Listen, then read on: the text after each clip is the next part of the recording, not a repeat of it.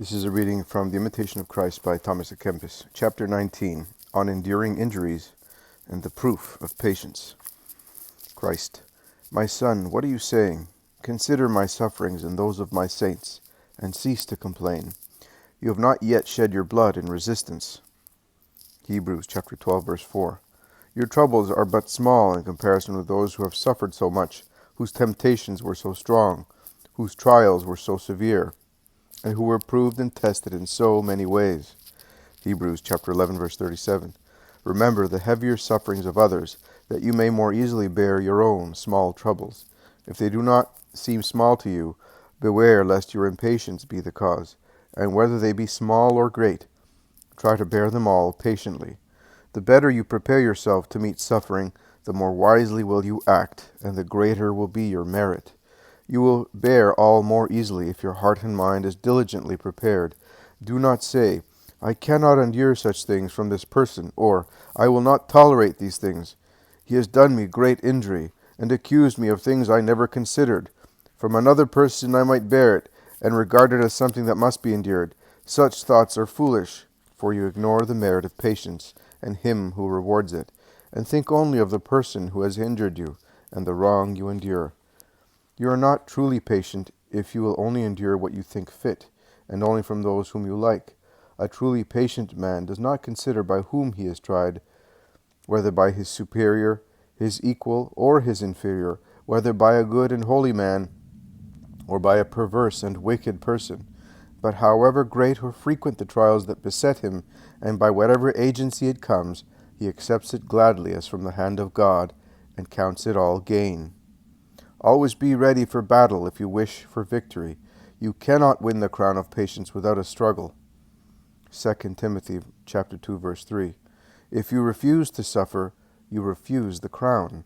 Therefore, if you desire the crown, fight manfully and endure patiently.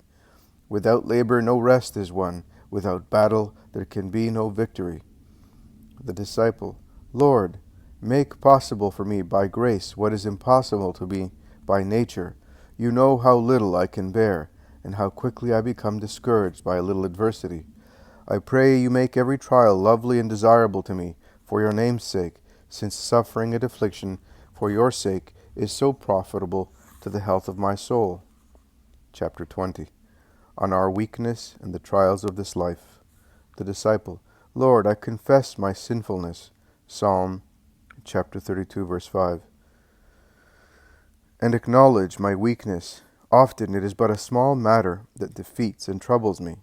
I resolve to act boldly, but when I am assailed even by a small temptation, I am in sore straits. From a trifling thing sometimes arises a strong temptation, and when I think I am secure, I am almost overwhelmed by a mere breath. Consider my lowness and weakness, O Lord, for you know all things. Have mercy on me and raise me from the mire, that I may not stick fast in it. Psalm chapter 25, verse 16, and 49, chapter 14. Nor remain prostrate.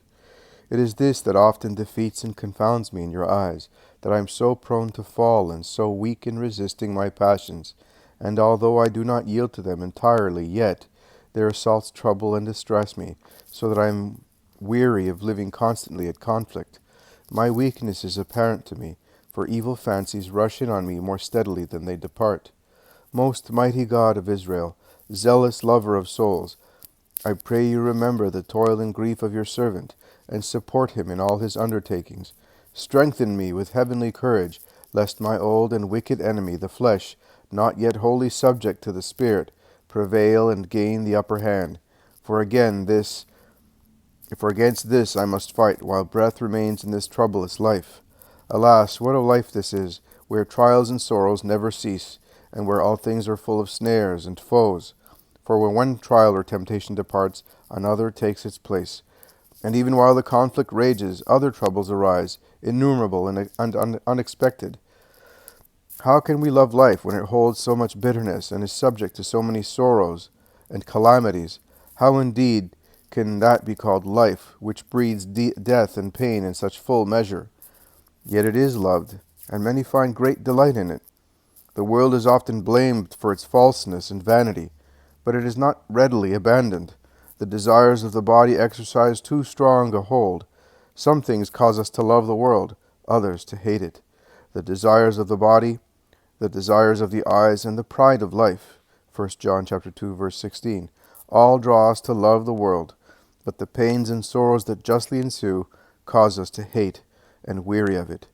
Alas, a perverted pleasure overcomes the mind that surrenders to the world and counts it a delight to lie among the brambles. Job chapter 30, verse 7. For it has neither seen nor tasted the sweetness of God and the inner joy of holiness. But they who perfectly despise the world and study to live under God's holy rule know something of that heavenly sweetness promised to all who sincerely forsake the world. They see most clearly how sadly the world goes astray and how grievously it is deceived.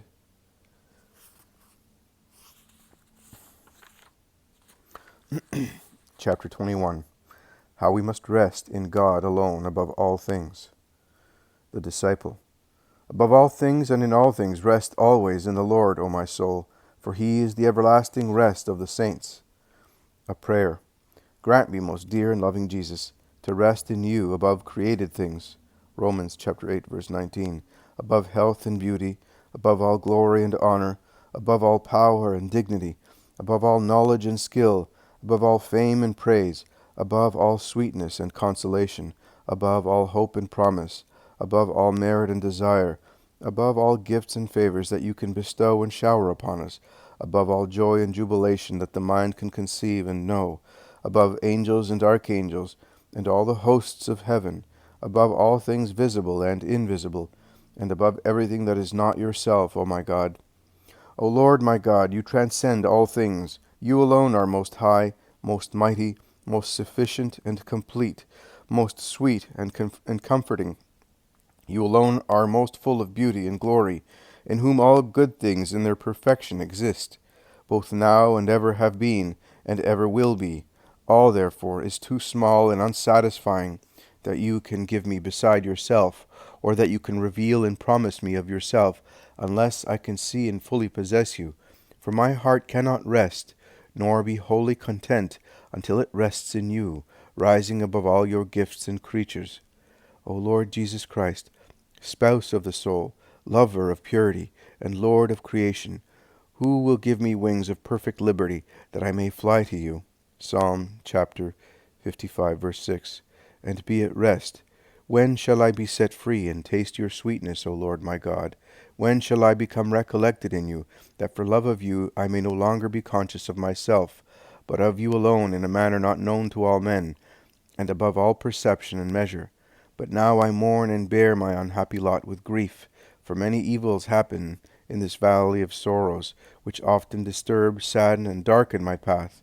They often hinder and distract, entice and entangle me, so that I cannot approach you freely, nor yet enjoy the sweet embrace which you prepare for the souls of the blessed. O Jesus, brightness of eternal glory and comfort of the pilgrim soul, hear my cry and regard my utter desolation. Words fail me in your presence. Let my silence speak for me. How long will my Lord delay his coming? Come to me, Lord, poor and little as I am, and bring me joy. Stretch out your hand and deliver me from all my misery and pain. Come, Lord, come, for without you no day or hour is happy. Without you my table is without its guest, for you alone are my joy. Sadness is my lot, and I am like a man imprisoned and loaded with chains, until you refresh me with the light of your presence, and show me your face as my friend.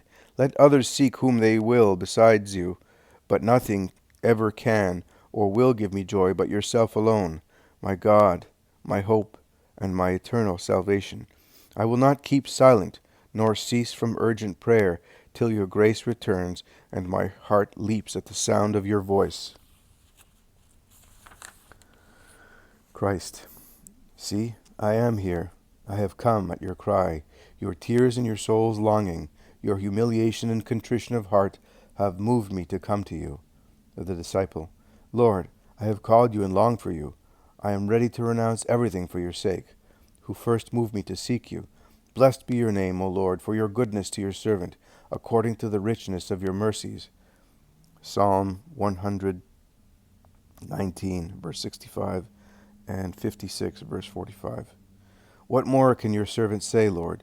He can only humble himself entirely in your presence, ever mindful of his own wickedness and unworthiness, for none can compare with you. Psalm 86, verse 8. Among all the wonders of heaven and earth, all your works are good, your judgments are true. Psalm 19, verse 9. And by your providence are all things ruled.